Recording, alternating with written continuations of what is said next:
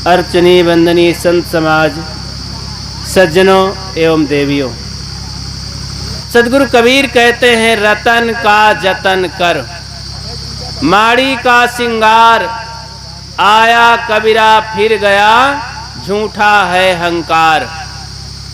सदगुरु कबीर एक महान वैज्ञानिक संत थे।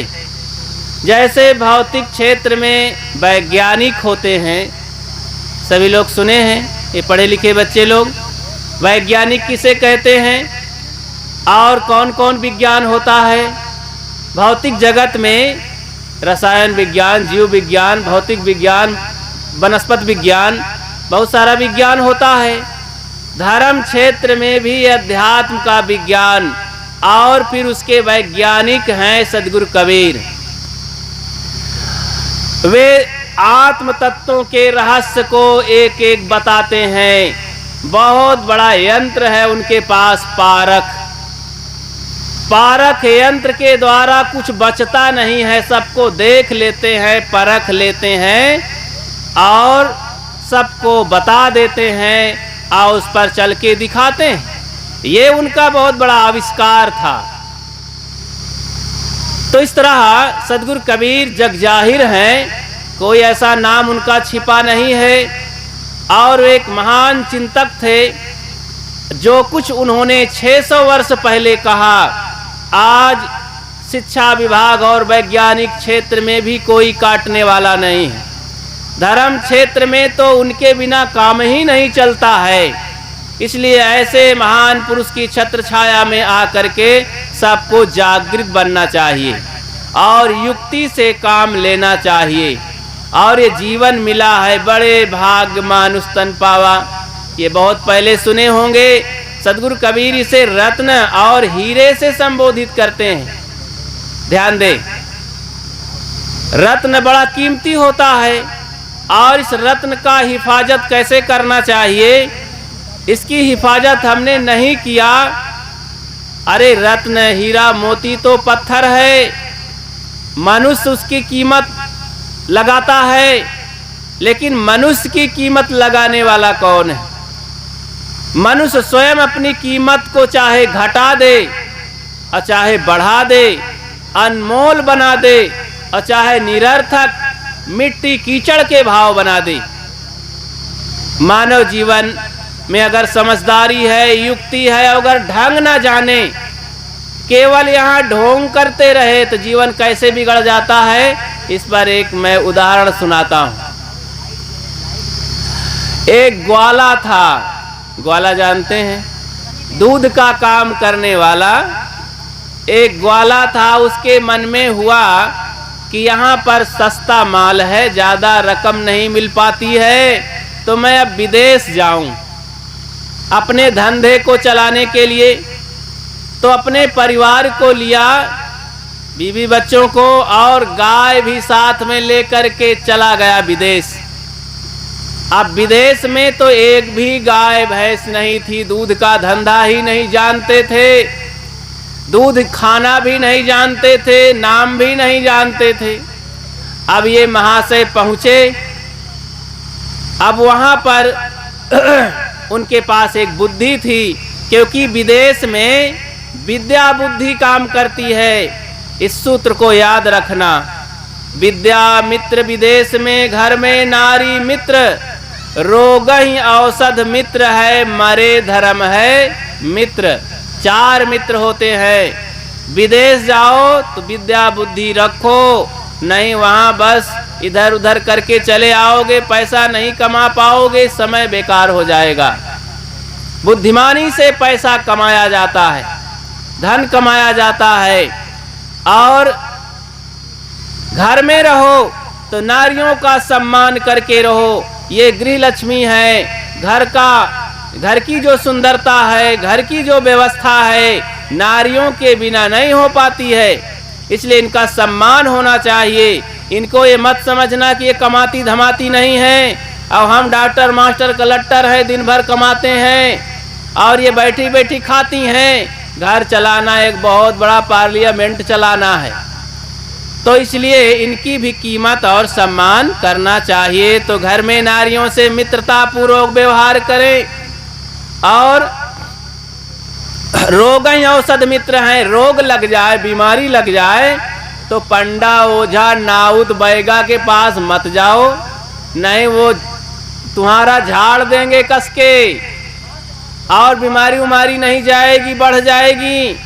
आप क्या करें, दवाई के पास जाएं, संयम नियम करें, डॉक्टरों वैद्यों के पास जाएं, वहाँ इलाज होगा रोग का और समय से रोग ठीक होगा। सहन भी करना जानो, ये शरीर रोगों की खान है, इसमें रोग ही रोग निकलते हैं, इसलिए धैर्य भी रखा करो, सहनशील बनो, घबराओ नहीं।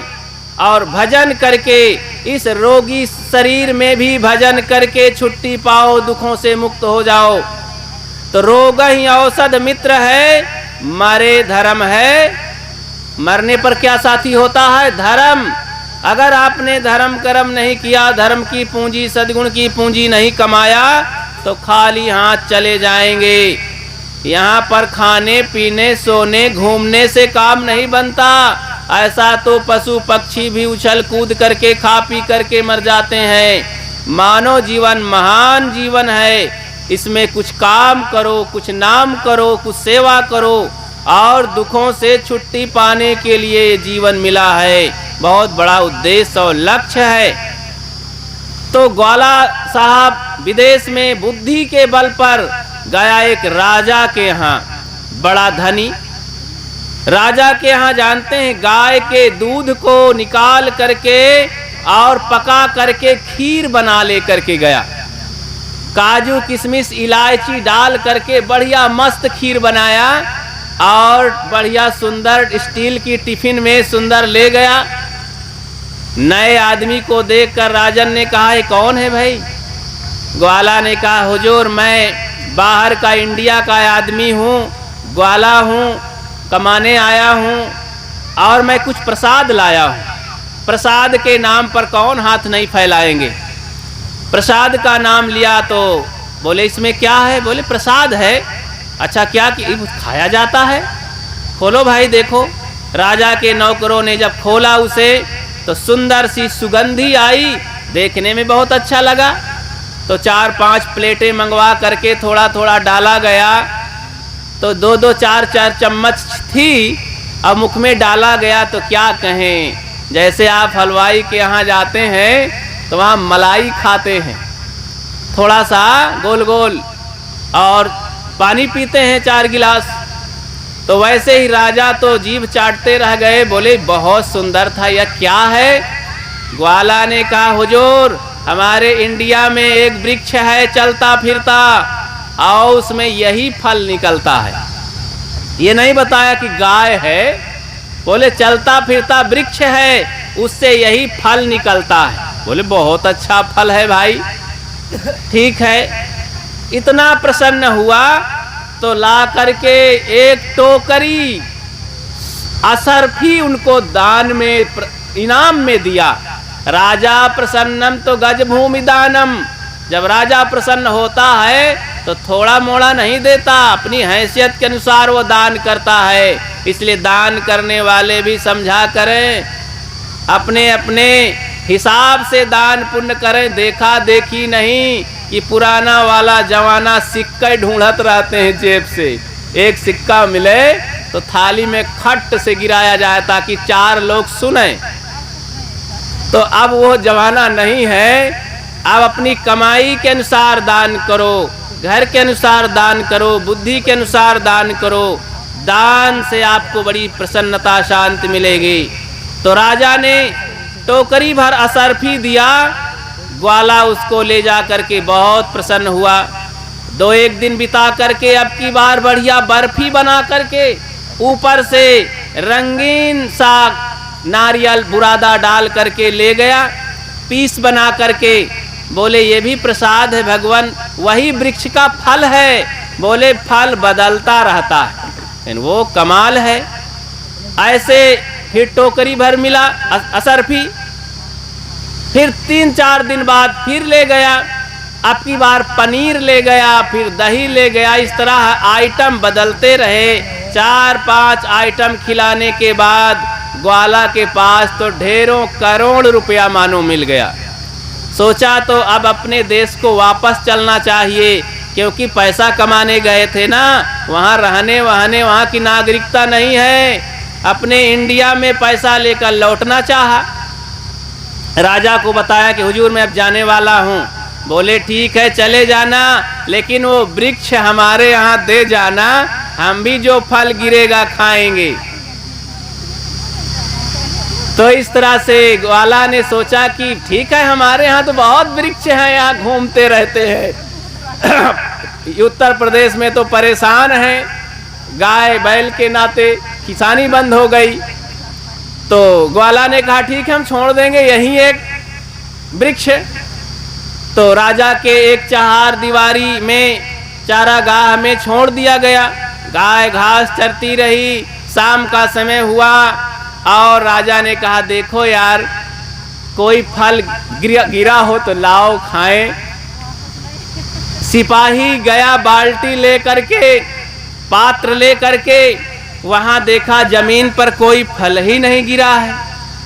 शाम का समय हुआ, गाय पल्हा गई, दूध देने का समय हुआ तो हुंकार मारने लगी। कोई मालिक तो था नहीं दूहने वाला।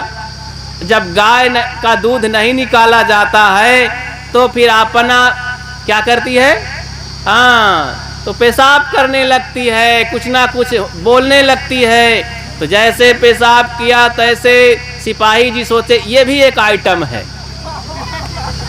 बाल्टी में ले लिया, सोचे जब आइटम बदलता रहता है तो ये भी है, बदल गया फल। अब ये बिना दूध की चाय जैसे है, सुगंधी तो वैसी नहीं है इलायची जैसी। चलो ले चलते हैं, राजा का माल है, हम तो नौकर चाकर हैं। राजा के पास ले जाया गया और वहाँ राजा देखते हैं यार वैसा तो फल नहीं है जैसा ग्वाला लाता था, लेकिन फल है, इसका स्वाद तो ले ही लेते हैं। एक एक चम्मच लिए तो खारा खारा लगा, बद स्वाद, थूक दिए। बोले हटाओ इसको ले जाओ, दूसरा फल गिरे तो लाना। सुबह का समय हुआ, राजा ने कहा देखो भाई कोई फल गिरा हो। अब की बार जाता है सिपाही नौकर पात्र लेकर के, तो फिर देखता है कि जमीन पर कोई फल नहीं। अब वो परेशान थी, गाय 2 टाइम का दूध था, उसे दर्द था, इधर उधर चक्कर मकर कर रही थी। अब की बार गोबर करने लगी। सोचा ये फिर आइटम बदल गया। उठाया 2-3 किलो पात्र में भरा। सोचा देखने में अच्छा नहीं, सुगंधी अच्छी नहीं, माल लगता है सड़ गया है, लेकिन चलो ले चलते हैं। राजा के पास ले गया। राजा ने कहा ये गजब का भाई वृक्ष है, फल तो बदला लेकिन ये भी लगता है सड़ गया, हटाओ इसको। एक एक चम्मच चेक किए लेकिन फेंके उधर। तो क्रोध आया, लगता है ये ग्वाला धोखा देके हमको जा रहा है, बदमाश को पकड़ो। तो ग्वाला को बंदरगाह पर सिपाही लोग पाए, वहां से पकड़ कर लाए। बोला तुम हमारे राजा को धोखा देके जा रहे हो। सिपाही ग्वाले ने कहा नहीं हुजूर, मैं धोखा देके नहीं जा रहा हूँ, जिस वृक्ष का मैंने फल खिलाया था 4-5 दिन वही वृक्ष है, कहीं हमारे सामने निकाल करके फल तोड़ करके दिखाओ। तब 2 टाइम का दूध था गाय के अंदर।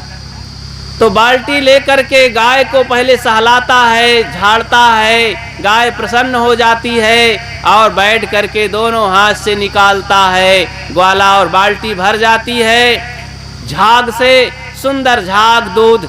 राजा देखता, कहन ये तो गजब है।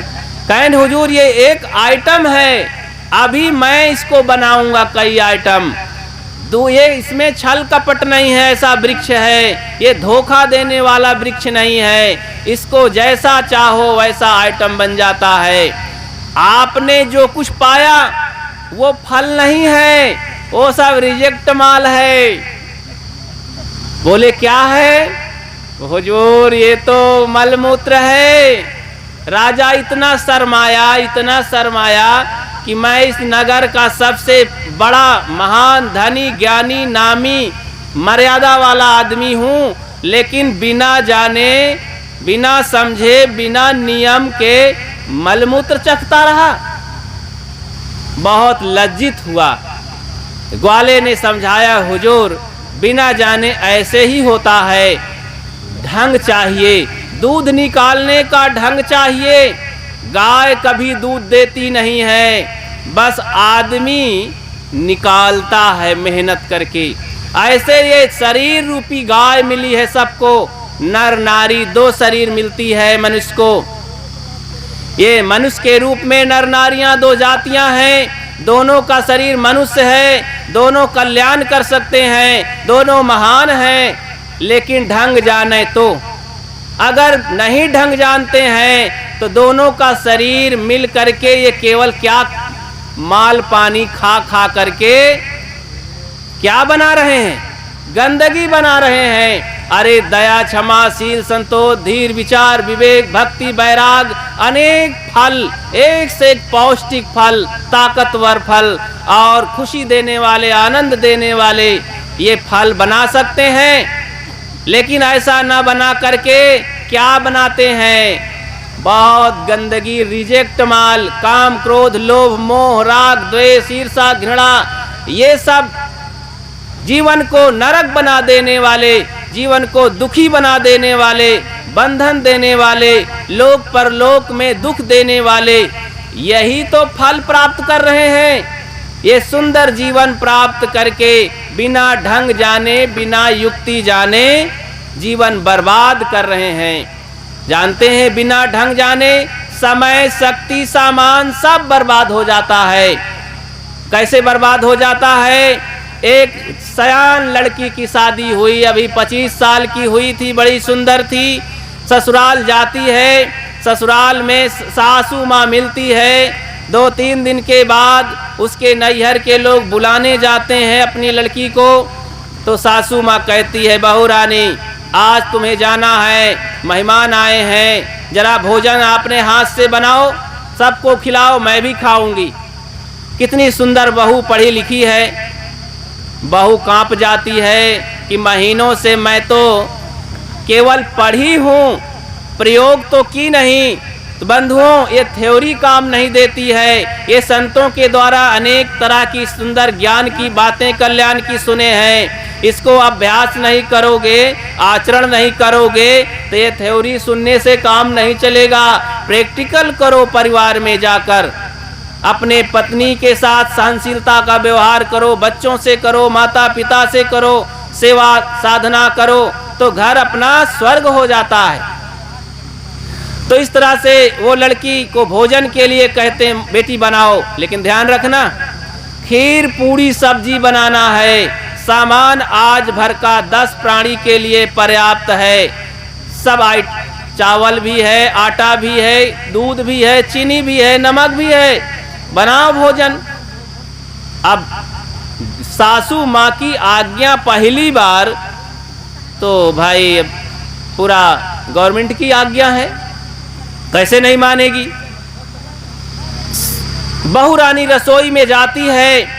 अब वो बहुत दिन से कुछ प्रयोग किया नहीं, बना के खिलाया नहीं घर वालों को, जानती नहीं थी, लेकिन लज्जा के मारे लग जाती है बिना ढंग जाने। तो पहले दूध चढ़ाती है रसोई चूल्हे पर, दूध अभी पका नहीं, अब 2 किलो दूध था, उसमें आधा किलो चावल डाल देती है।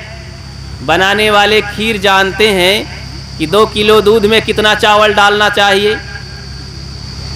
बढ़िया खीर खाना हो तो 100-125 ग्राम चावल डालिएगा 2 किलो दूध में, तब बढ़िया खीर खाएंगे और फिर 5 अंगुली चाटते रह जाएंगे और फिर पानी मिलाएंगे, बात अलग है। तो आधा किलो चावल डाल देने पर भात बन गया।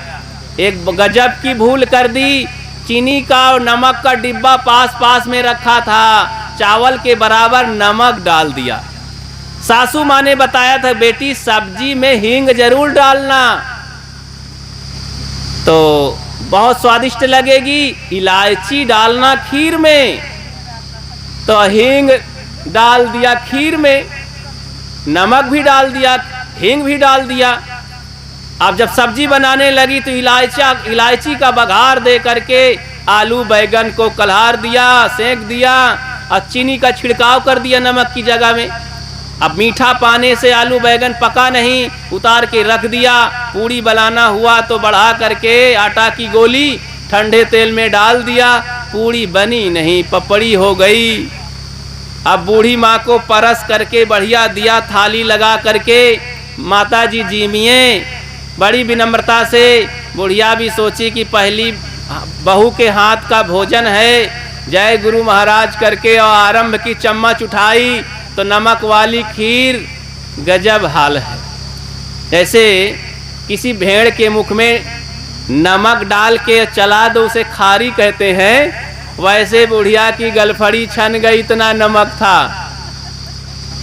अब परेशान हुई, इधर उधर गर्दन घुमाते हुए गई कुल्ला करके, कहा अरे गजब हो गया, लेकिन मेरी बहू है सुंदर सी, पहली बार भूल हो गई, कुछ कहूंगी नहीं।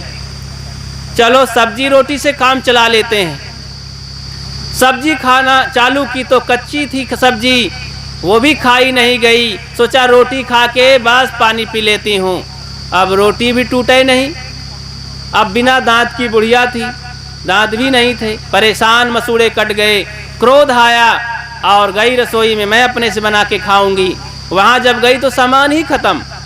पीछे मुड़ के देखती है तो बहू भी पाछे से आ जाती है। दोनों की आंखें चार होती हैं, बात समझ जाती हैं कि बड़ा गड़बड़ हो गया।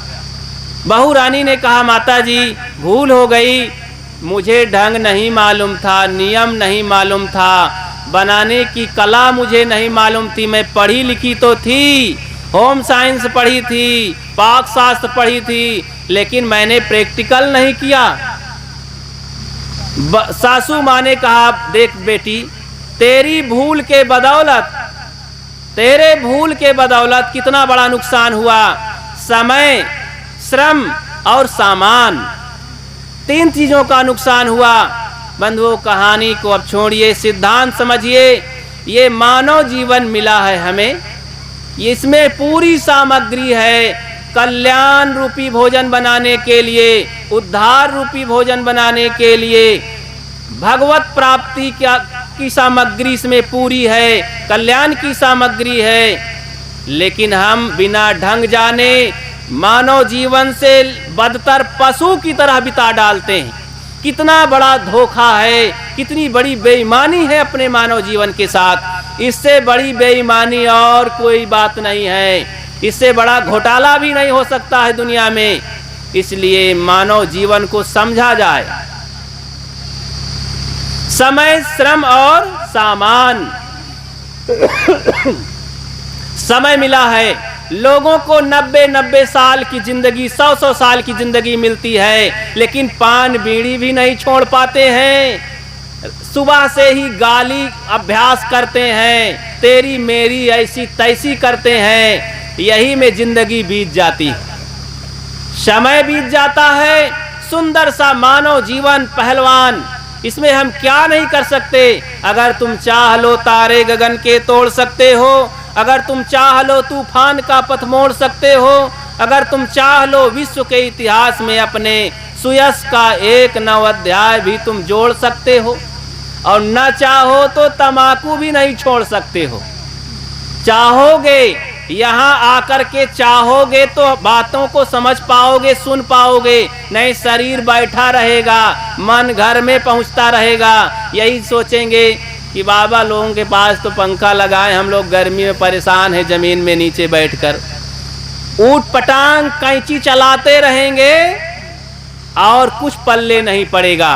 और चाहेंगे तो इसी जमीन में, जैसे कल पूज्य साहब जी ने बताया, अपने घर में गाय भैंस कीचड़ में खड़ी है, गाय भैंस बैठी है, और वहाँ जाकर के उसी कीचड़ में जूता पहन के बैठ जाते हैं, अथवा नंगे पैर बैठ जाते हैं, बाल्टी रख लेते हैं, थोड़ा सा साफ करके और दूह लेते हैं दूध, और उसी को खाते हैं चाव से, बोलते हैं मलाई है, मेवा है। और यहाँ पर आकर के कुर्सी और सोफा और क्या क्या शिकायत है। ऐसे ही मन को सरल बना करके संतों से विचार ग्रहण करो, वहाँ सम्मान के भूखे नहीं रहना चाहिए।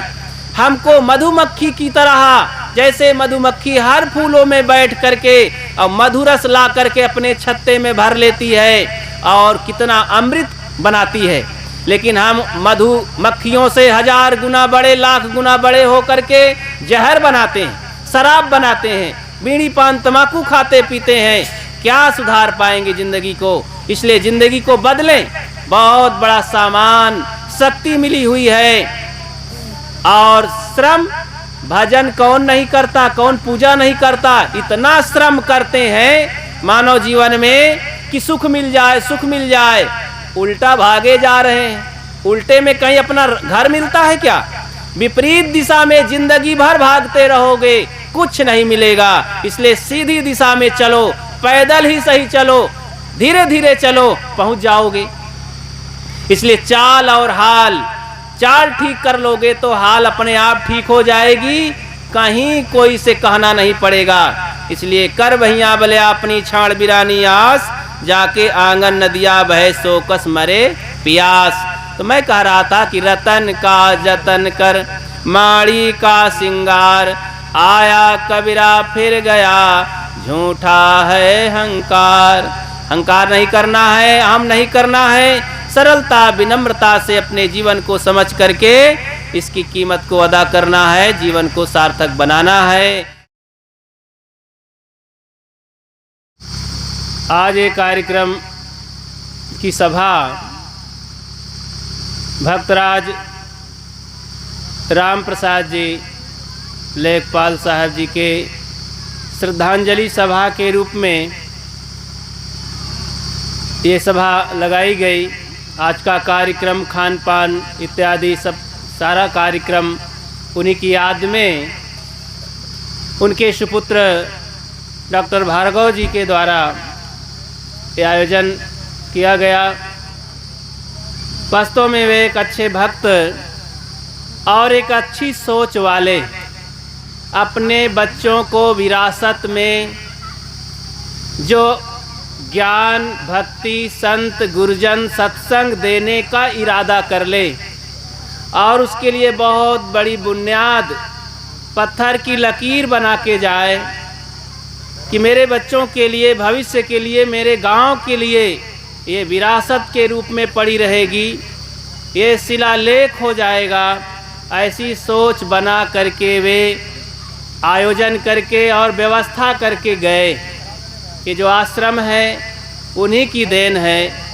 मैंने सुना है कि वे सोचे कि जीवन भर मैंने कमाया, बच्चों के लिए बनाया, घर द्वार ज़मीन परिवार के लिए, लेकिन मेरा इरादा है अंत में मैं कुछ धर्म कर्म का काम करूं।